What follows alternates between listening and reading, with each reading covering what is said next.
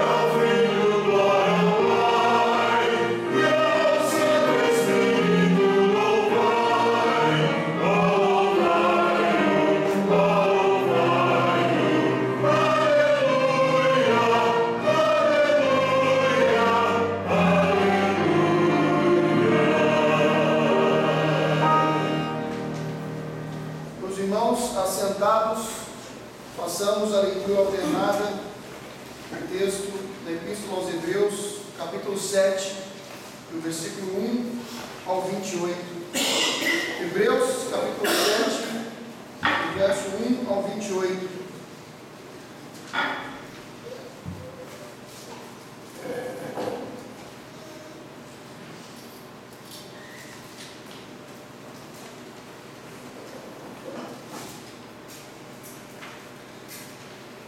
Porque este Melquisedeque, rei de Salém, sacerdote do Deus Altíssimo, que saiu ao encontro de Abraão, quando voltava da matança dos reis, e o abençoou.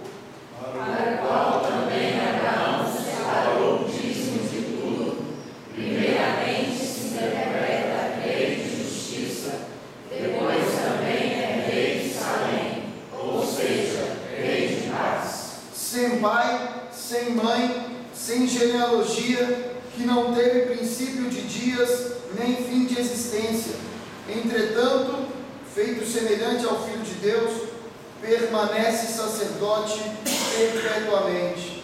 Considerai, pois, como era grande esse a quem Abraão, o patriarca, pagou o dízimo tirado dos melhores despojos.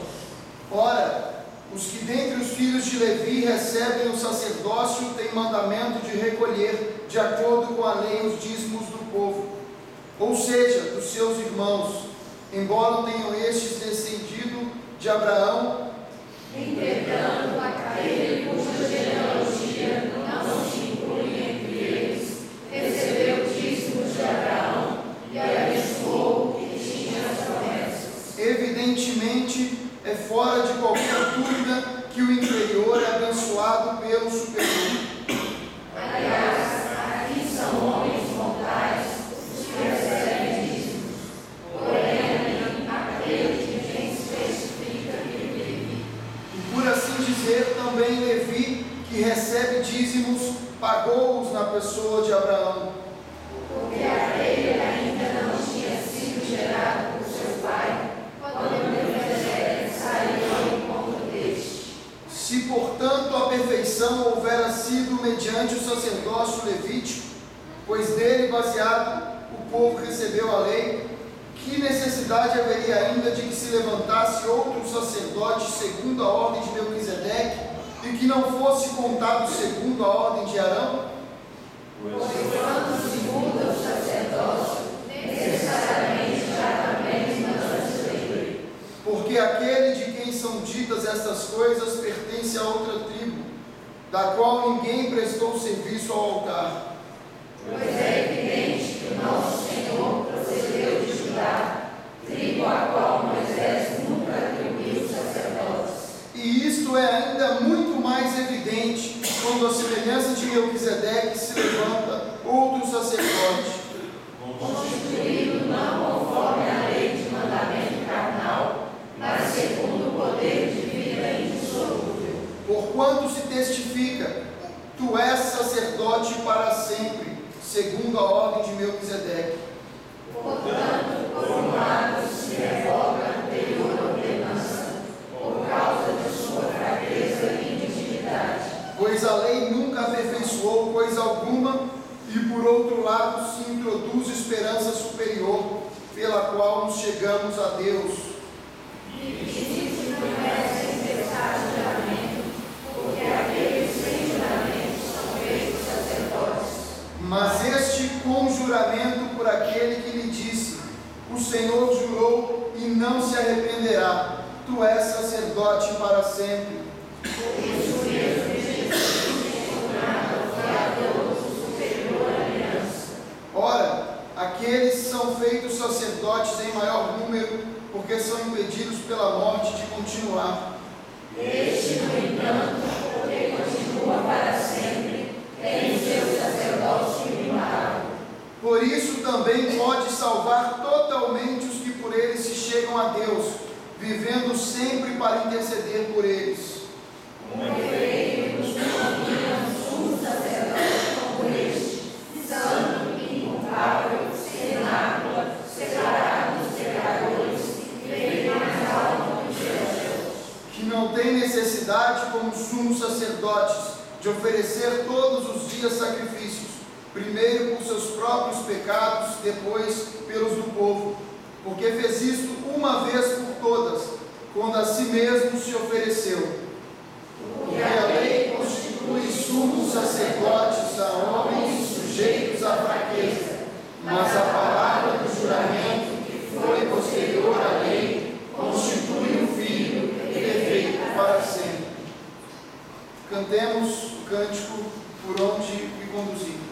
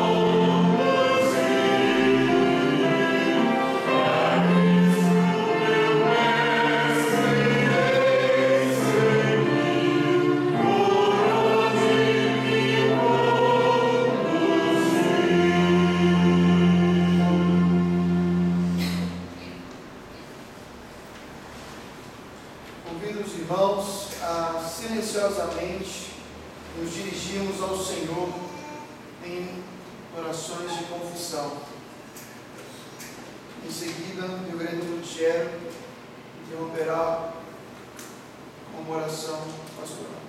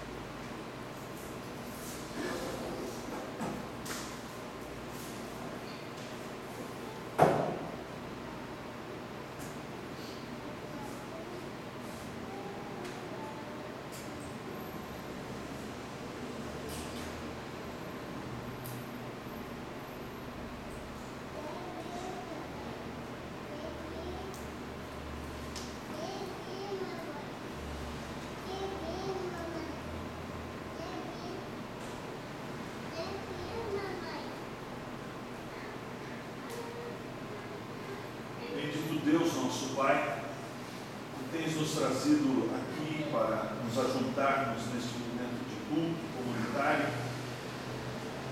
E nós nos alegramos, ó Deus, por podermos participar desta hora. Quando reconhecemos, ó Pai, a Tua glória, o Teu poder, mas ao mesmo tempo a Tua misericórdia, o Teu amor, a Tua bondade para conosco, que nos foram reveladas de forma tão preciosa em Teu Filho Jesus Cristo, nosso Salvador, a quem queremos também tributar o nosso culto de louvor e de adoração. Bendizemos, ó Deus, porque estamos convencidos, segundo a verdade da Tua palavra, que se confessarmos os nossos pecados, Tu és fiel a Ti mesmo, Tu és justo, visto que Tu produziste, ó Deus, justiça fora de nós mesmos para nos justificar e nos perdoar, portanto, de toda a injustiça. Bendizemos e Te adoramos, ó Deus, por estas convicções que vão sendo acrisoladas em nosso coração pelo Teu Santo e Divino Espírito, aplicando a Tua palavra à nossa mente e à nossa alma. Te agradecemos, ó Deus, Te imploramos, ó Pai bendito, que Tu continues a nos abençoar neste momento de culto, de louvor e de adoração, para que possamos ouvir a Tua voz, e ouvindo a Tua voz, ó Deus, possamos descansar nas promessas tão maravilhosas que nós temos recebido de Ti. Nós oramos, agradecidos, em nome de Jesus. Amém, Senhor. Cantemos o hino A Voz de Jesus.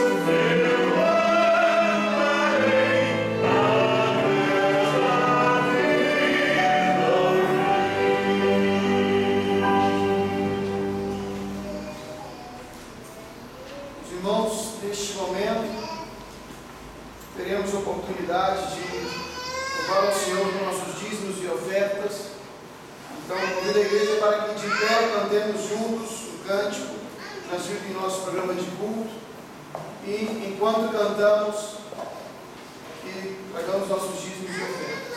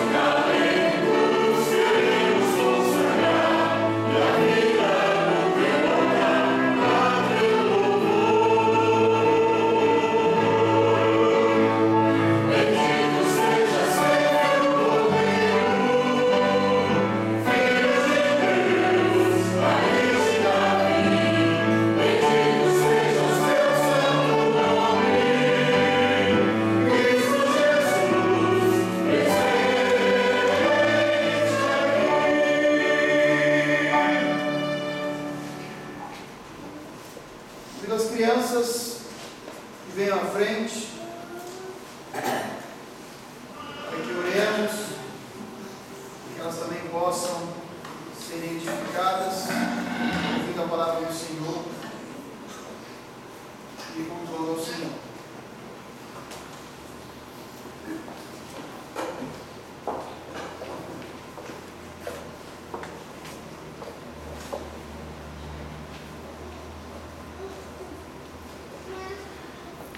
Pedirei ao irmão Ale, faça essa oração.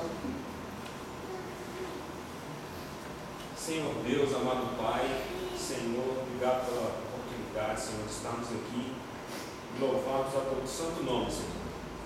Peço agora, Senhor, uma bênção especial a cada criança, Senhor, que o Senhor venha ter com elas cada vez mais perto de Ti, ó Pai, que o Senhor mostre o caminho que elas devem andar, Pai. Abençoa a nossa igreja, abençoa a palavra pastoral, Senhor. Essas bênçãos eu te peço e agradeço, em nome de Jesus. Amém. Amém.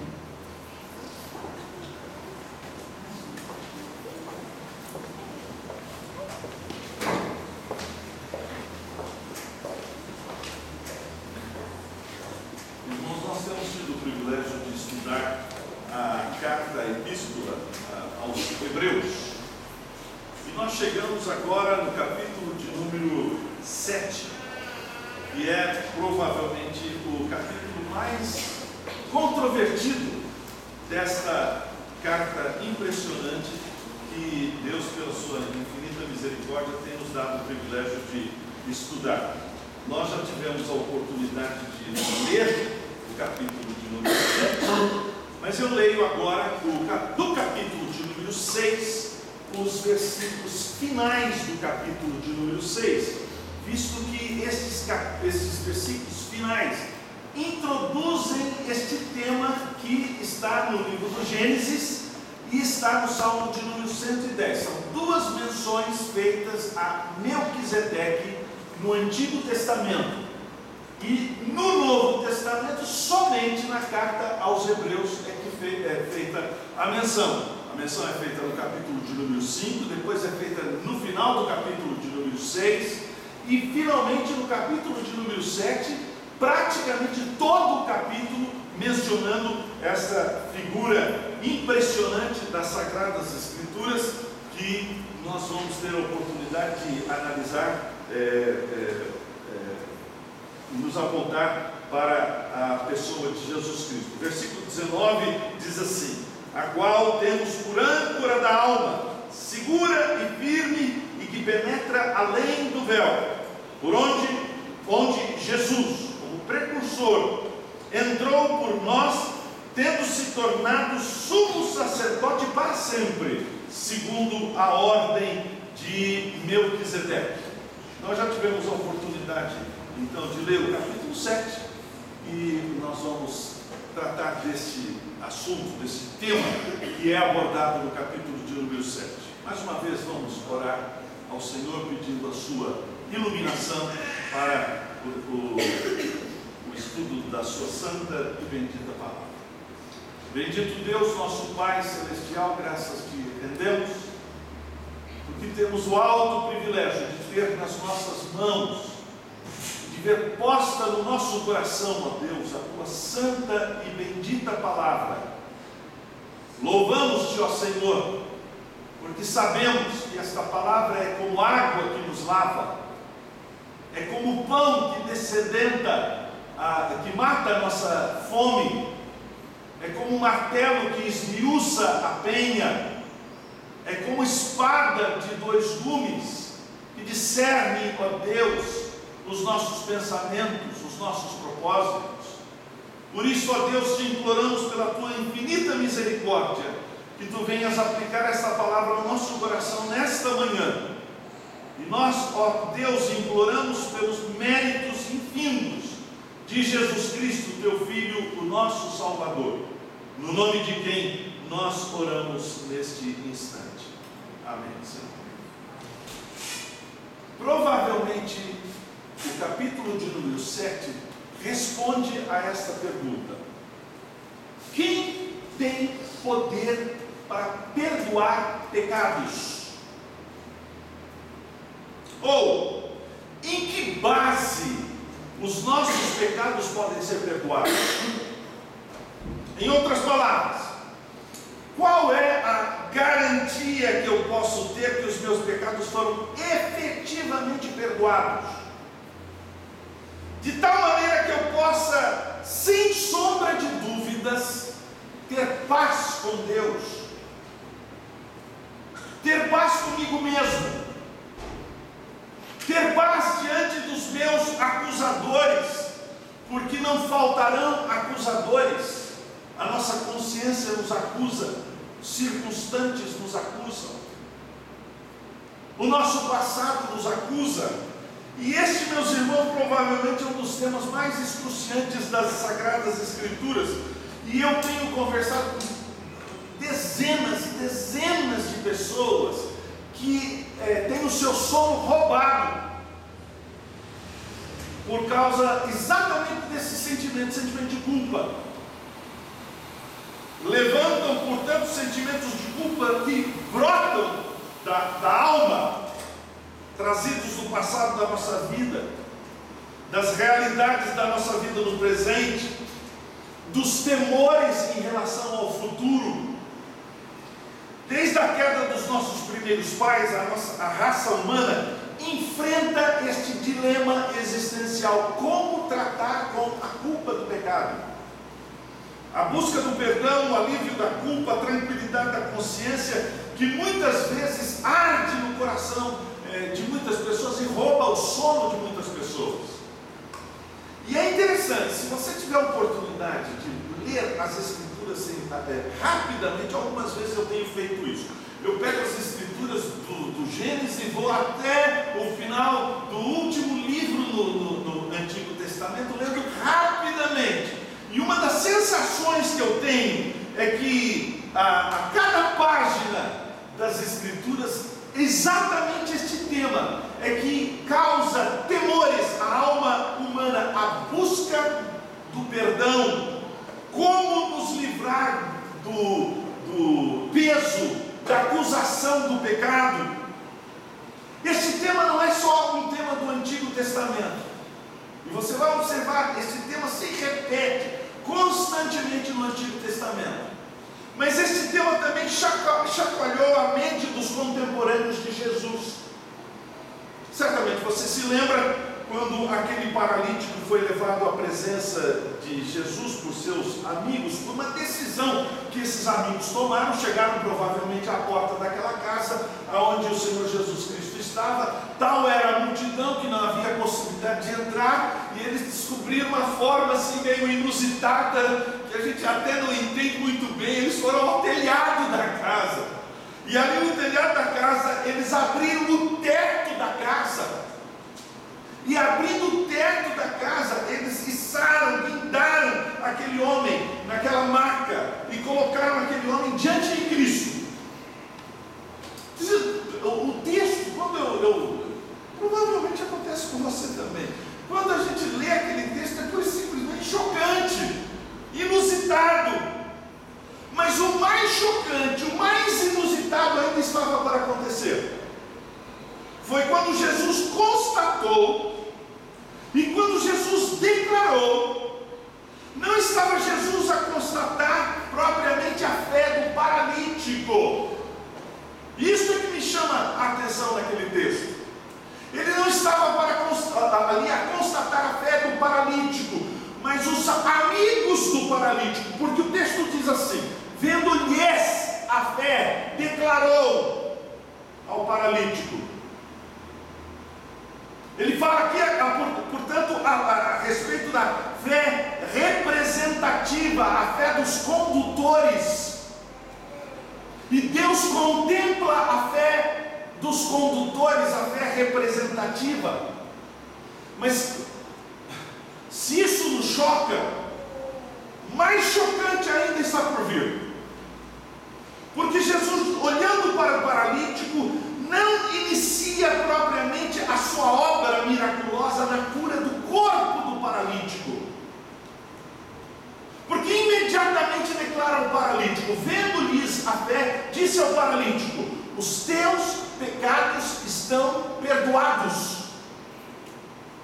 Provavelmente o paralítico tinha uma enfermidade que é conhecida hoje, chamada as enfermidades que são amartiagênicas, ou melhor, geradas por causa de um pecado.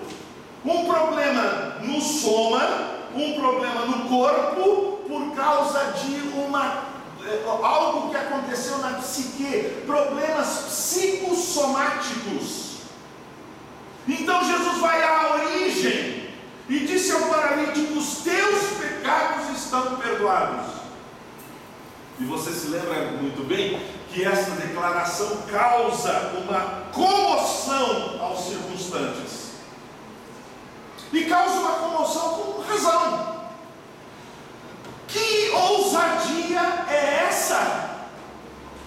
Somente Deus pode perdoar pecados. Isso foi um argumento, um murmúrio geral. Quem é que tem o poder para perdoar pecados?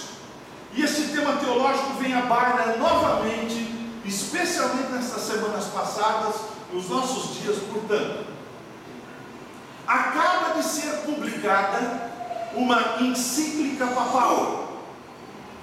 E esta encíclica, escrita e promulgada pelo Papa Francisco, a encíclica chamada Misericordia et Misere, é uma peça, eu li com muito cuidado esta encíclica papal, uma peça de grande sensibilidade que trata desse tema, trazendo textos como o encontro dramático, por exemplo, de Cristo com a mulher adúltera, ou com o encontro de Jesus com a mulher pecadora.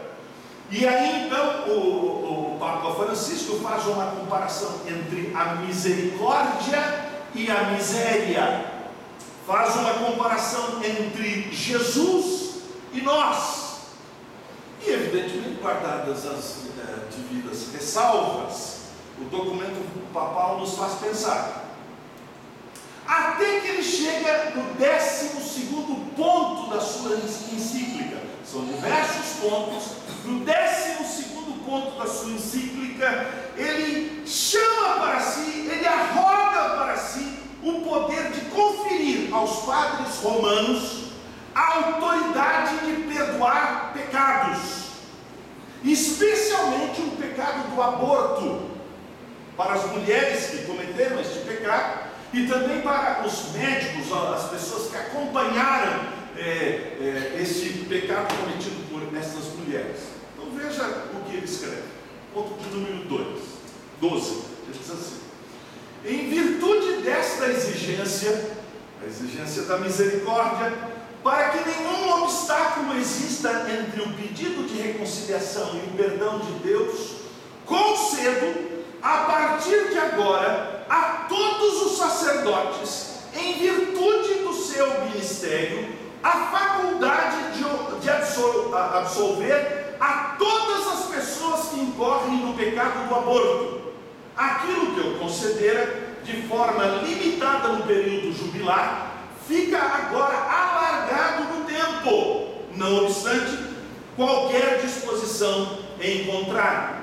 E ele então, mais à frente, termina o ponto de número 12, dizendo o seguinte: com a ajuda de Deus, a plena comunhão na Igreja Católica, estabeleço por minha própria decisão de estender esta faculdade para além do período jubilar, até novas disposições sobre o assunto, a fim de que ninguém falte jamais o sinal sacramental da reconciliação através do perdão da Igreja. Para que a gente possa entender um pouco mais, esse é o assunto tratado no capítulo de número 7. É exatamente este tema. O capítulo de número 7 da carta aos Hebreus fala a respeito de quem tem o poder para conceder perdão dos pecados. E evidentemente este capítulo lança por terra qualquer pretensão de quem quer que seja de arrogar para si o direito e o poder de perdoar pecados por atacado ou a granel. Aqui mais uma vez nós temos uma comparação, e essa comparação é uma comparação extremamente intrincada, difícil de nós entendermos, por causa da figura que é levantada entre os sacerdotes de linhagem araônica, os sacerdotes de Araão, e o sacerdote por excelência. Agora vem a figura, segundo a ordem de Melquisedeque. O tema é fascinante. Eu já tenho discutido, conversado, lido muita coisa a respeito desse assunto. O tema é simplesmente fascinante. Não somente pelo inusitado do personagem, ou da personagem que aparece inicialmente na citação do livro do Gênesis, e depois no livro dos Salmos, que nós lemos, o Salmo de número 110, o verso de número 4, para aparecer novamente em Hebreus capítulo 5, verso de número 6, e agora, depois do capítulo 6, o verso de número 20, e mais amplamente no capítulo de número 7. Onde, mais uma vez, como a gente já tem observado, o escritor aos Hebreus faz uma descrição comparativa. E agora a comparação é entre o sacerdócio araônico e o sacerdócio segundo a ordem de Melquisedeque. 2 sacerdócios. Nós, na verdade, irmãos, corremos o risco de, ao estudarmos este capítulo, e nos vermos intrincados com a figura misteriosa desse personagem, Melquisedeque, e de fixarmos os nossos olhos nesta figura. E se você ler um pouco mais cuidadosamente, você vai observar que a figura de Melquisedeque não é a figura mais importante deste capítulo. Então eu peço que nós foquemos a nossa atenção na figura mais importante do capítulo de número 7. A figura central deste capítulo. Este capítulo não é sobre Melquisedeque. Este capítulo é sobre o verdadeiro, sobre o singular, sobre o único sacerdote ordenado para sempre, o único sacerdote ordenado para sempre, segundo o juramento de Deus, o Senhor Jesus Cristo, o nosso sumo sacerdote. E como nós já vimos nos capítulos anteriores, o escritor aos Hebreus, ele diz o seguinte, que Jesus Cristo é o apóstolo, ele é o profeta, ele é o rei, e agora ele é o sacerdote por excelência, o único sacerdote reconhecido por Deus. Ele é aquele no qual se encontram as virtudes, portanto, os poderes que jamais foram oferecidos a outro sacerdote qualquer. Nenhum outro sacerdote teve poderes, qualificações que o Senhor Jesus Cristo teve. Nele nós encontramos, portanto, na figura do Senhor Jesus como sacerdote, nós encontramos dignidade, honra. Nenhum outro ser humano compartilhou desta dignidade, desta honra. Ele é o apóstolo, o enviado, e portanto superior a Moisés. Ele é superior à figura mais exaltada do Antigo Testamento, que é o nosso pai, o pai da fé, Abraão. Se há uma figura exaltada no Antigo Testamento, é Abraão.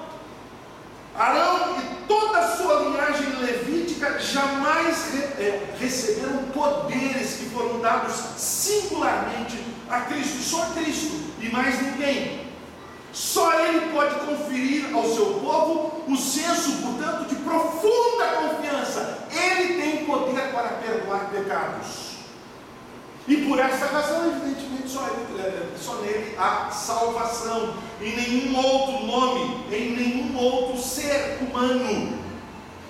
Portanto, Jesus é um tipo diferente e único de sacerdote. Ele não é um sacerdote como foram os sacerdotes segundo a linhagem de Arão. Ele não é um sacerdote segundo foi apontado pela lei mosaica. Ele é um sacerdote segundo uma ordem inusitada, a ordem de Melquisedeque, apontado, designado, ordenado pelo próprio Deus, sob juramento. E é interessante, Hebreus é a única carta, como eu disse, que menciona a figura de Melquisedeque. E agora nesse capítulo, essa figura incomparável, que é a figura de Melquisedeque, é uma pessoa que não tem origem, não tem genealogia, né? E ele é apontado agora como uma comparação com o Senhor Jesus Cristo. Mas a gente precisa entender um pouco o contexto histórico. Onde é que esse homem, essa figura, aparece pela primeira vez? A primeira vez está lá no livro do Gênesis. Foi quando Abraão volta de guerrear contra o rei de Sodoma. Ele guerreia contra o rei de Sodoma para resgatar a Ló. E nessa guerra volta Abraão vitorioso. E como as vitórias antigas aconteciam, traziam-se os despojos, as riquezas do povo vencido. Não somente riquezas materiais, mas traziam riquezas humanas também, escravos, mulheres, crianças, os despojos da batalha. Foi quando então Abraão encontra um outro rei, o rei de Salém, que mais tarde é a origem do nome da cidade de Jerusalém, ou Jerusalém, né? O rei, portanto, deste reino, que é um reino de paz. Exatamente a palavra Shalom, rei da paz. Mas o nome de Melquisedeque significa uma outra coisa também. O próprio nome dele significa uma outra coisa.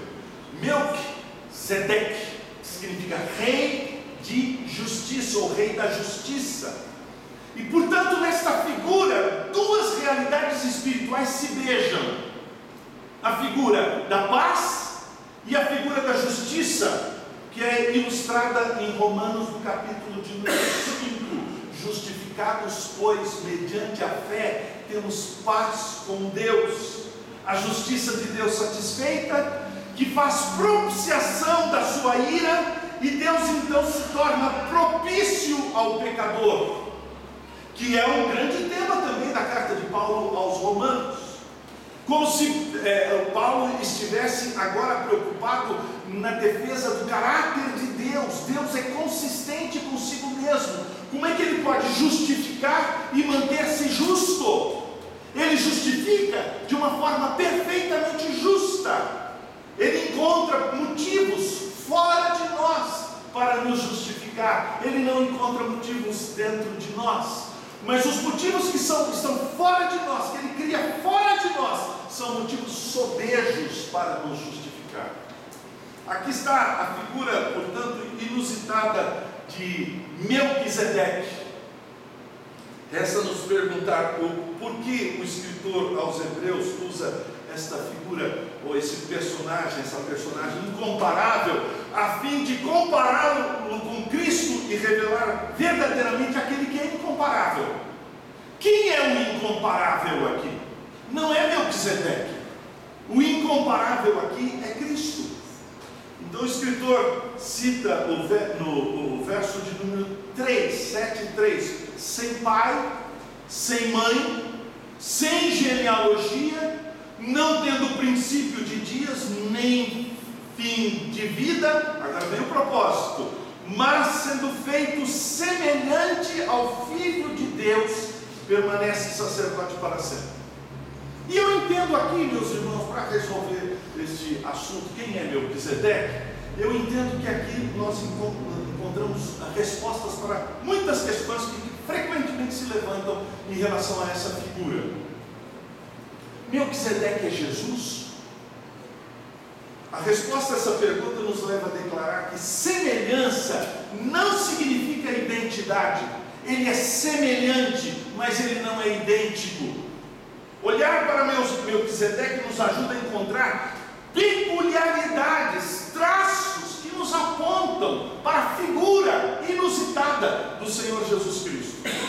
A primeira coisa é evidentemente o seu nome, Melquisedeque, que é um composto, rei e justiça. Seu nome é Rei da Justiça, e ele é também Rei de Salém, ou Rei da Paz. Ele é o Rei da Justiça e também o Rei da Paz. Duas realidades que parecem paradoxais, porque o estabelecer da justiça muitas vezes só se faz com as forças da confrontação. O símbolo da justiça é uma dama de olhos vendados, com a balança numa mão e a espada na outra mão. Executar a justiça quase sempre se faz com a força da vingança retributiva. Em Cristo, no entanto, nós encontramos alguma coisa que é pura e simplesmente inusitada. A justiça se estabelece fora de nós. Ele conquista os seus inimigos, coloca os seus inimigos por escabelo dos seus pés, não propriamente pela força da espada, mas pela força do convencimento. Os inimigos que são colocados nos pés de Cristo somos nós, que nos fizemos agora parte do seu reino.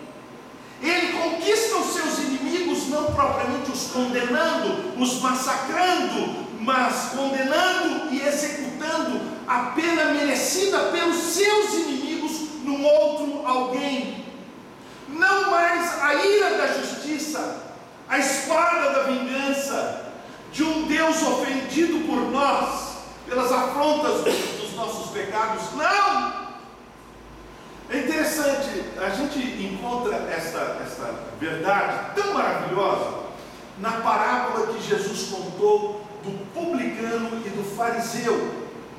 Ambos eram religiosos, entraram no templo. O fariseu com a sua atitude arrogante, o publicano lá no fundo. E ele coloca na boca do publicano uma oração. É Jesus que coloca na boca do publicano esta oração. E no contexto final da oração, nós encontramos estas palavras: "Se propício a mim, pecador." É interessante quando o publicano se autoanalisa, quando ele fala a respeito de si mesmo, ele diz assim: "Eu sou o publicano, eu sou o pecador." E a palavra pecador colocada, portanto, na boca do publicano é a palavra amartia, que significa: eu errei o alvo da vida, eu fui trazido aqui para esta terra para glorificar a Deus, e em Deus encontrar a minha mais profunda alegria, mas eu não glorifico a Ele, porque nele eu não encontro nenhuma alegria. Deus não é a minha alegria, eu sou pecador, errei o alvo. E irônico, meus irmãos, que possa parecer, na minha busca por prazer, nada me dá mais essas coisas não me dão alegria. É o que o publicano está dizendo. Por essa afronta e desdém, eu mereço ser punido. Ó Deus, é isso que o publicano está dizendo. Ó Deus, permaneça Deus e encontre um meio de me salvar desta situação na qual eu me meti.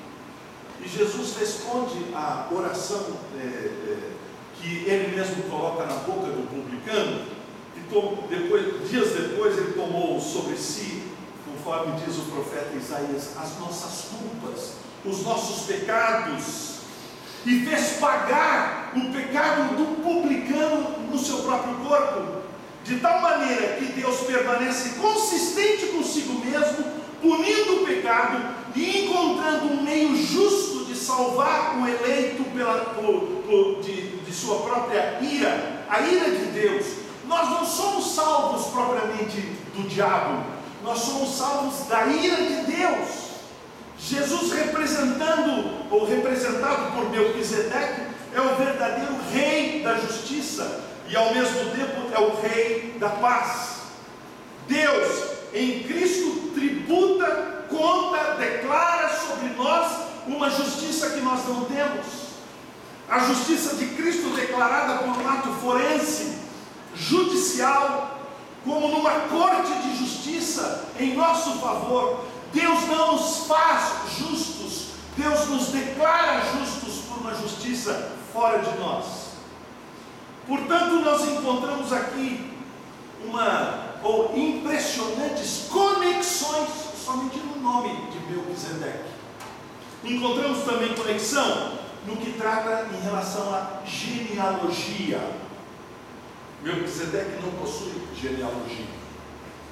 Genealogia é uma coisa extremamente importante no livro do Gênesis. Leia o livro do Gênesis. Genealogias atrás de genealogias. Fulano gerou cicrano, que gerou cicrano, e assim por diante. Ali se dá imensa importância em saber quem é seu pai, quem é seu avô, quem é o seu tetravô, né? Mas de repente aparece ali alguém que não se pode identificar qualquer parentesco, nenhuma ascendência ou descendência. Ele não é de ninguém, ele não procede de nenhum ser humano, ele não tem pai que o possa identificar. Melquisedeque representa alguém que não tem um ponto de origem no passado e nenhum ponto de finalização no futuro. Essa, na verdade, é uma das identificações mais profundas a respeito das relações das pessoas na Trindade. O Pai é de ninguém, o Filho é eternamente gerado do Pai, o Pai sempre foi Pai, visto que gera eternamente. E quando Deus, o Pai, gera, então Ele gera eternamente, não há princípio. Eternamente, visto que o Filho é eternamente gerado do Pai. Então, são, na verdade, circunstâncias assim que a gente fica: Da onde vem? Porque tudo tem que ter uma origem. Mas Deus não tem origem. Cristo não tem origem. Ele é eternamente gerado, não criado. Não houve um ponto de partida e não haverá um ponto de finalização.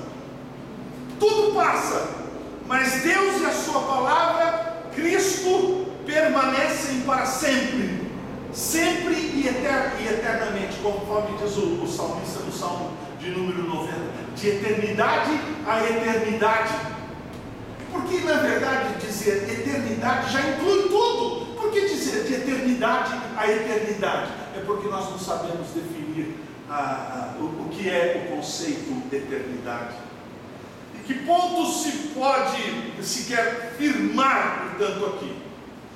O que está sendo firmado neste ponto aqui é que Jesus é sacerdote perpétuo.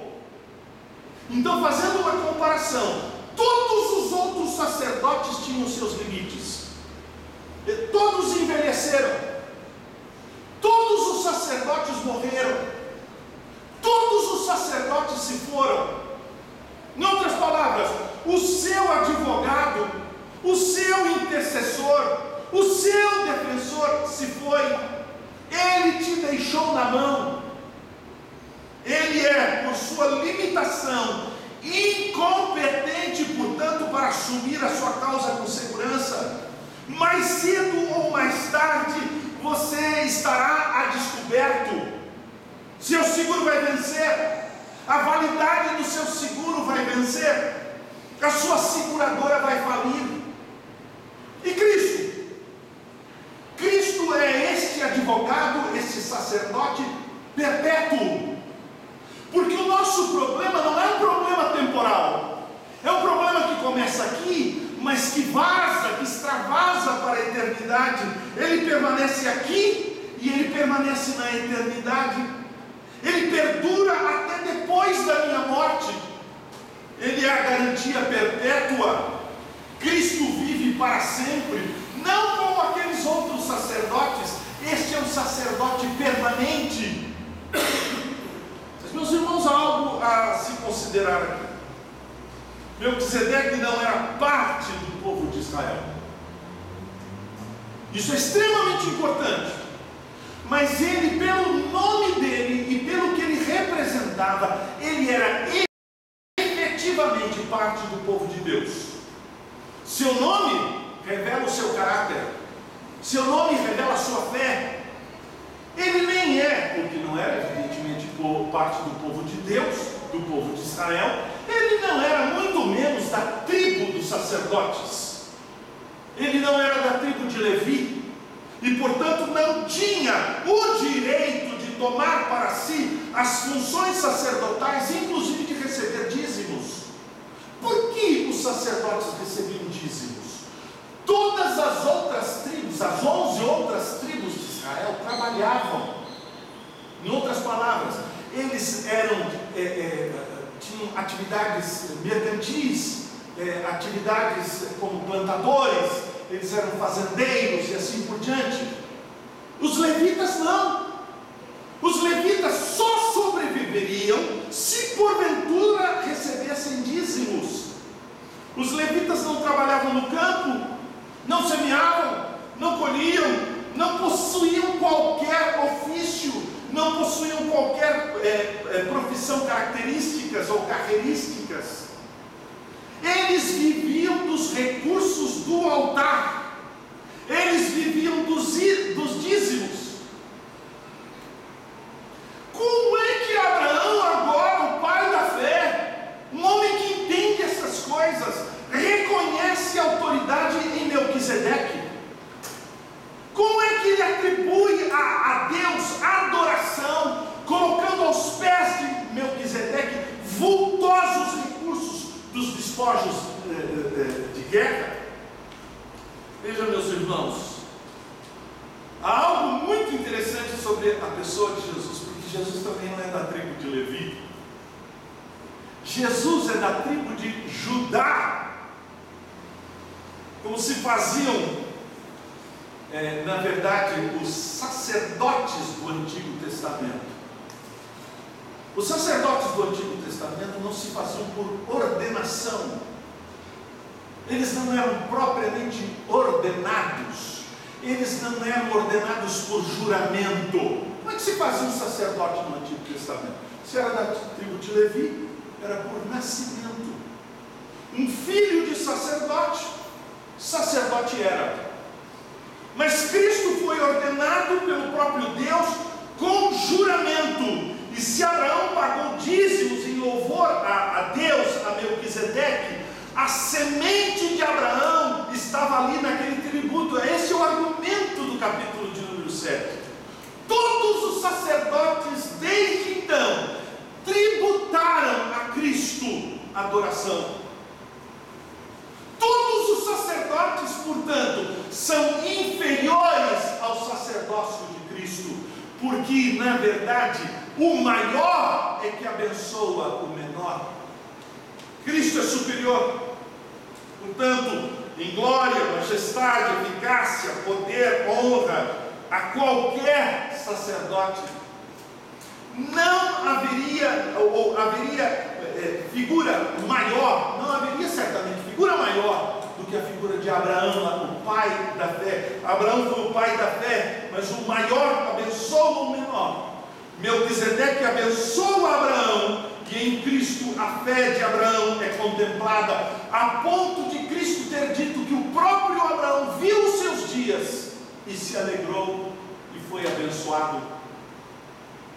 Cristo é o grande, inigualável sumo sacerdote. E Abraão, esse gigante, se curvou para receber a bênção daquele que é o Rei da Justiça e o Rei da Paz.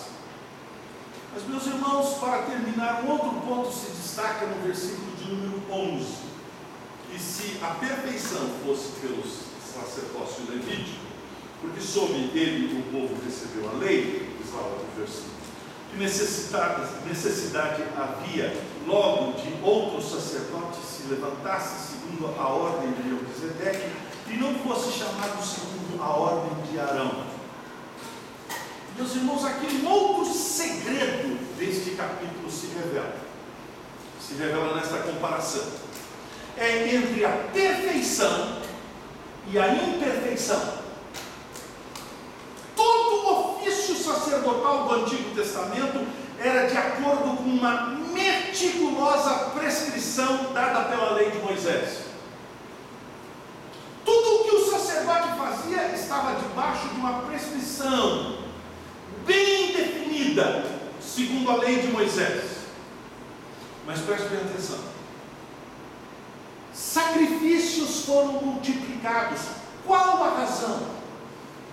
Por que os sacerdotes imolavam animais, cordeiros, touros? Por que eles matavam animais, cortando o pescoço de animais, e o sangue aspergindo ali? Os sacerdotes se embebiam em sangue. Qual era a finalidade? Perdão de pecados. Perdão de pecados. Mas o apóstolo Paulo, escrevendo a sua carta aos Romanos, diz que nenhum sacrifício do Antigo Testamento alcançou o seu objetivo. Nenhum sacrifício do Antigo Testamento perdoou pecados. O que aconteceu, o que se deu, o que se produziu nos sacrifícios do Antigo Testamento? Paulo diz o quê? Ele diz o seguinte: os pecados, a partir destes sacrifícios, não foram punidos, não foram perdoados, mas não foram punidos.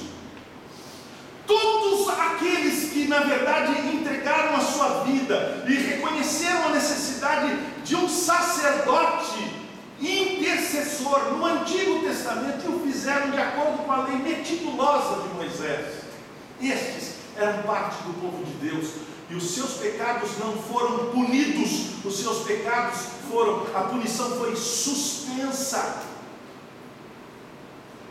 Até quando? Até quando Cristo veio. E todos os pecados do Antigo Testamento, do Novo Testamento e da nossa era contemporânea foram punidos definitivamente, perfeitamente, completamente, cabalmente em Cristo. Aquilo que não pôde ser atingido pelo sacerdócio do Antigo Testamento, eles não perdoavam pecados, os sacrifícios eram imperfeitos, o ministério sacerdotal frustrou o seu mais elevado propósito e com isso não conferiu a certeza da salvação, a transformação do coração, a descoberta do verdadeiro sentido da vida, o amor a Deus, a resposta do amor de Deus em adoração. O sacerdócio levítico, portanto, falhou, visto que não podia oferecer sequer esperança da salvação. Por isso carecia-se de um outro sacerdócio, numa nova dimensão. Então, quando Cristo veio, os pecados que não foram punidos anteriormente, os pecados do presente e os pecados do futuro, de todos aqueles por quem Cristo morreu, estes pecados foram perfeitamente punidos. Então se levanta a pergunta lá na carta de Paulo, quando ele diz assim: portanto, pode também salvar perfeitamente os que por eles se chegaram a Deus, vivendo para sempre para interceder por eles. Portanto, ele é capaz de salvar definitivamente aqueles que por meio dele se aproximam de Deus, pois vive sempre para interceder por eles. E aí então a pergunta: quem tentar acusação contra os eleitos de Deus? É Deus quem os justifica? Quem os condenará? É Cristo Jesus quem morreu, ou antes quem ressuscitou, o qual está à direita de Deus? Quem nos separará do amor de Cristo? Será tribulação, angústia, perseguição, fome, nudez, perigo ou espada? Paulo reconhece: por amor de ti somos entregues à morte o dia inteiro, fomos considerados como ovelhas para o matadouro, mas em todas estas coisas somos mais que vencedores por meio daquele que nos amou. Porque eu estou bem certo de que nem a morte, nem a vida, nem os anjos, nem os principados, nem a altura, nem profundidade, nem qualquer outra criatura poderá nos separar do amor de Deus que está em Cristo Jesus, nosso Senhor. Quem tem poder para perdoar pecado?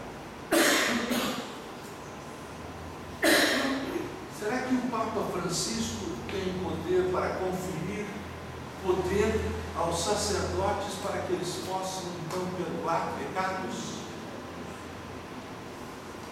Será que a descendência de Arão teve este poder? Queridos, eu tenho a impressão de que essa pergunta precisa ser respondida. Quem é que tem poder para perdoar os seus pecados?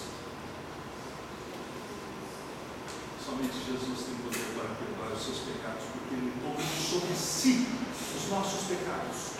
O castigo que nos traz a paz foi colocado sobre Ele, pelas suas pisaduras nós fomos sarados. Este é o grande tema da carta aos Hebreus, especialmente no capítulo de número 7. Quem tem poder para perdoar pecados? Que Deus possa nos abençoar, para que a gente não recorra a qualquer outra coisa, a não ser a Cristo, que tem poder para perdoar os nossos pecados e nos conceder uma consciência de paz, tranquilidade diante de Deus, na nossa vida e na nossa morte. Deus possa nos abençoar.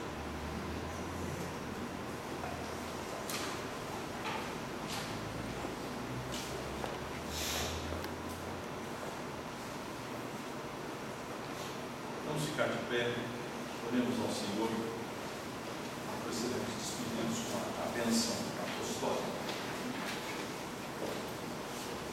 Bendito Deus, nosso Pai, nós estudamos este capítulo impressionante da Tua santa e bendita palavra.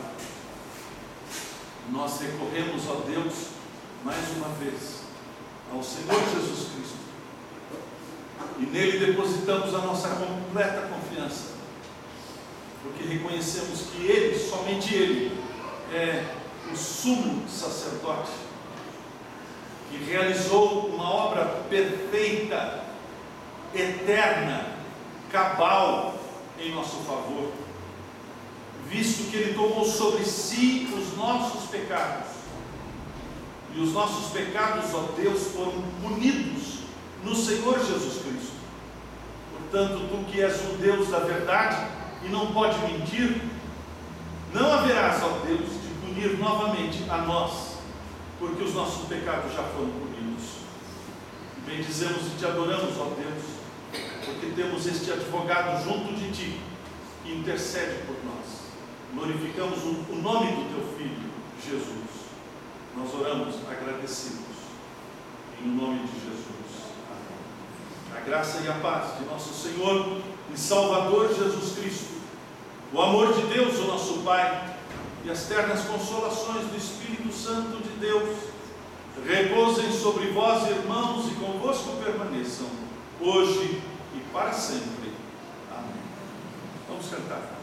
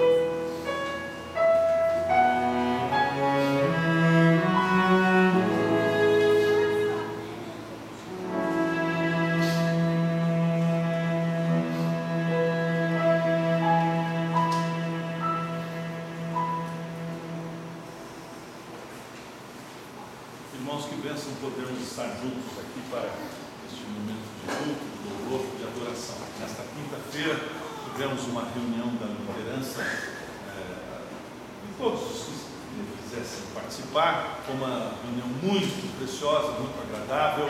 Estamos caminhando já para o processo de organização de nossa congregação em igreja. Conforme foi comunicado nesta quinta-feira, nós estamos deixando a jurisdição da Igreja da Aliança e passando para a jurisdição da Igreja do Belvedere. O Belvedere é que vai jurisdicionar a nossa congregação. Está planejado para a organização de nossa congregação em igreja, janeiro. Estamos caminhando assim céleres para o mês de janeiro. Então, em janeiro estaremos sendo organizados em igreja, estará sendo designado o reverendo Diário Neto para ser o pastor da igreja e já haverá nesse período uma preparação para a eleição de oficiais da igreja, presbíteros e diáconos. Então, graças a Deus, estamos caminhando muito bem. Hoje a nossa congregação, pela graça de Deus, quase já alcançou o número de membros que da nossa igreja que nos jurisdiciona, que é a Igreja da Aliança. Financeiramente nós estamos 5 vezes mais do que a Igreja da Aliança. Os recursos de nossa congregação, pela graça de Deus, já cobrem grande parte das nossas despesas, ainda não cobrem as despesas relativas a sustento pastoral, mas pela graça de Deus, irmãos fora de nossa igreja estão também contribuindo e os recursos para o sustento pastoral já está sendo provido também. Então, pela graça de Deus, graças a Deus, estamos caminhando bem. Nós estamos planejando as atividades de fim de ano. Cadê a Priscilinha? A Priscila está aqui. A Priscila vai dizer alguma coisa a respeito do que nós queremos fazer para termos um momento de comunhão aqui entre nós. Bom dia, irmãos. Nessa reunião a gente conversou um pouco sobre o planejamento do fim de ano. E uma das coisas agradáveis de estar nessa configuração de igreja pequena é poder conhecer todo mundo, as famílias interagirem, ter um laço mais estreito. Então a gente está com a intenção de fazer no dia 18, um domingo antes do Natal, o nosso almoço de Natal, uma confraternização com os irmãos e com as famílias da igreja. Eu estou aqui com um cardápio sugerido e a intenção é que cada família contribua com um prato. Então, quem puder me procurar agora no final do curso, aí dá uma olhada no cardápio, as opções e pode, eu vou contribuir aqui com arroz, com a salada, com a farofa, e aí eu anoto aqui e a pessoa vai ficar responsável por trazer esse prato no nosso almoço de Natal. Outra coisa que a gente está organizando é uma espécie de brincadeira que chama Família Secreta. O nosso antigo amigo oculto, amigo secreto, virou Família Secreta. A gente vai sortear famílias entre si e a gente tem 2 domingos até esse almoço de Natal para a gente se revelar. Nesses 2 domingos a intenção é que a gente se comunique com as famílias secretas através de um cartãozinho que a gente vai deixar disponível aqui no início do curso, uma caixa. Você vai identificar o nome da sua família secreta sem se identificar, porque você é secreto para ela, e vai mandar uma mensagem de carinho, uma oração, dizer o tanto que é bom a gente estar reunindo aqui em família. E no dia do almoço, no domingo dia 18, a gente vai revelar quem são as famílias secretas, e aí você vai ter a oportunidade de abraçar a sua família e conversar, enfim, e estreitando esses laços. Então, eu vou pedir para o Arthur distribuir, por favor. Tem um roteirinho da brincadeira, um por família e um cadastro para você, se você tiver realmente a intenção de participar. Eu espero que todos participem. Não, queremos que todos participem. Almoço de confraternização, o Marcelo já prometeu o peru. Ótimo, já temos o peru. Então, fazer um cadastro com o nome dos integrantes da sua família e um e-mail, porque a gente vai fazer o sorteio por e-mail. Então, até no dia 30 de novembro, provavelmente, a gente vai estar mandando a família secreta de cada um por e-mail. Tá? Qualquer dúvida é só procurar. A Carol também está bem inteirada.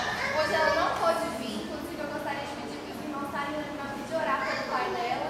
Essa noite ele passou mal, hoje de manhã ele teve uma convulsão, ela não pôde vir. Vamos lembrar de orar por ele e com o Tarcísio. O Tarcísio, a situação dele é uma situação muito delicada.